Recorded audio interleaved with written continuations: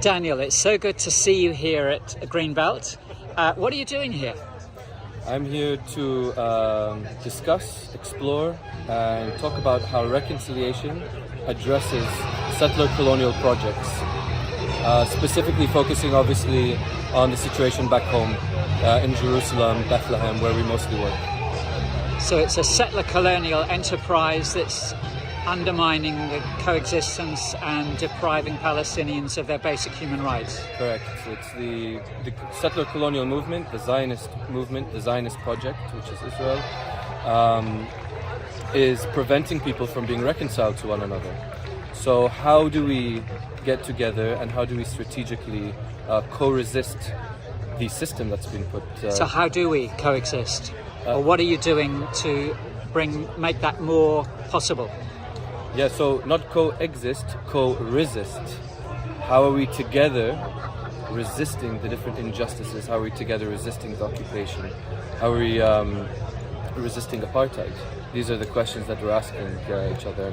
And how do you do it? We're exploring it, and we have different projects back home. So if you want to visit Musalaha or website or even Embrace, there's also ICAD here. There's many different organizations. Sabil and Kairos are here. Many different quality organizations that are together trying to resist the injustices that are present back home. So what is unique about Musalaha? What's unique about Musalaha and reconciliation is that reconciliation also cares for the mutual liberation of the Israeli Jews. So how do we incorporate the Israeli Jews into the liberation process of Palestine? And how do we create key alliances with Israeli Jews and Israeli Jewish organizations that are also working for the same cause?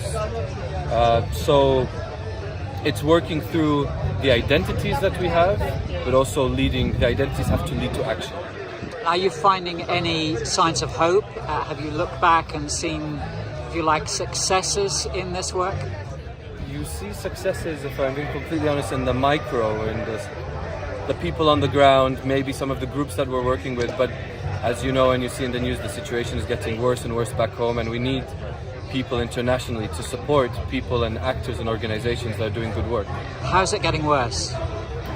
The current government is probably the most right-wing fascist government we've ever had. You can see it with Palestinian detainees, you can see it with the expansion of settlements, you can see it with police violence, you can see it with the new policies, you can see it with holding funding from Palestinians. You see it almost in every single area of your life. So why do you not give up? Why are you not a pessimist? Well, you have to ask yourself, what are your options? For me, taking arms and being violent is not an option, because I don't believe that is the best way forward, and also because of my faith, my Christian faith. I don't believe that is the correct way. You could collaborate with Israel and sell your soul, which I think is also a problem and goes against our ethics and the message of the gospel. You could also run away and try and immigrate to a different country. But that defeats the purpose of trying to be in solidarity with your people. And then you could also seek reconciliation, justice, and peace within the context that we're in. So I choose that path, even if it means that you don't always see immediate results. So what does that vision of the future look like? What's necessary to achieve that? Well, there are different scholars that have talked about what does reconciliation look like in settler colonial projects. And you have to have the correct ingredients in order to be authentically reconciled, and reconciled not from the position of the powerful and their definition, but from the position of the oppressed. You have to meet the needs of the oppressed people. And there's generally 4 ingredients. One is truth, the second is justice, the third is historical responsibility, and the fourth is equality, or looking back into the system to ensure that people have equal opportunity under the law and socially. So, looking to the future, what do you believe is the way forward to achieve that? Because at the moment we have one Zionist state, one apartheid state. What's the alternative?